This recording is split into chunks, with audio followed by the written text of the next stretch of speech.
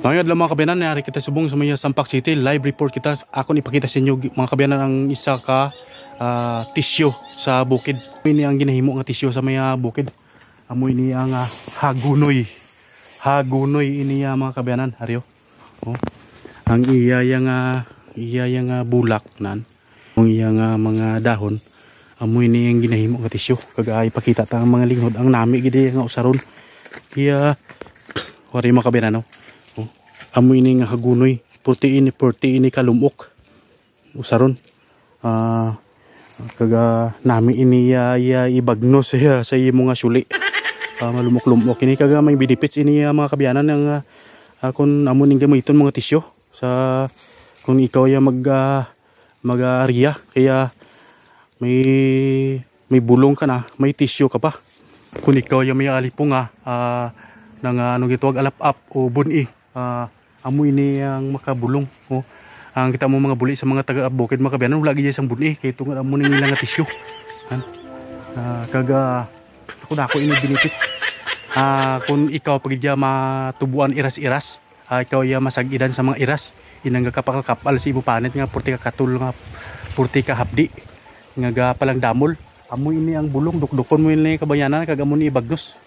Bulong mo ini sa pilas pero purti ini ka hapdi. Maisa pa gini ni kabayanan pero ini hagunoy ni sa yang dahon hagunoy ni sa pero balagon lang. Balagon hagunoy. Pero parintihanay ni sila guro. Basi kung bahi ini. Bahi nga hagunoy. Pero ang iya nga bulak sini. 10 times nga kakatol sang kumpara mo sa hagunoy nga kahoy. Kahoy ini siguro kay may kung sa kamote pa. Ini ang kamote nga balagon. Ini ang kamuti nga kahoy. Do ikumpara mo sa ang kamuti nga kahoy among balinghoy.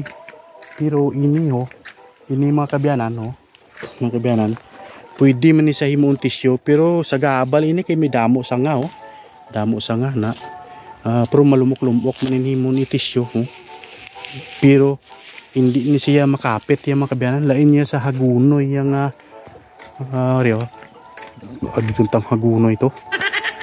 Ngari purti ini kasapnot atong balinghoy ang kamuting kahoy yung makabanan niya danlog ito ya ariya purti ini kasapnot ya ang mga sapal-sapal sang kuan lang da sa gakao na pasensya gid ini mga sapal-sapal ya sa imo yang suli ya kuhaon ya gidya purti ini kasapnot kasi nga dahon. Kung nagustuhan mo ini nga video mga kabiyanan, ipalo lang ako sa para makita mo kung ano ang mga tips kag mga discover naton mga kabiyanan sa mga wala pa na discover sa iban nga vlogger, para lagi kang update. Ang hagunoy ay isang gamot at pwede ring tisyo na ipang uli sa lubot.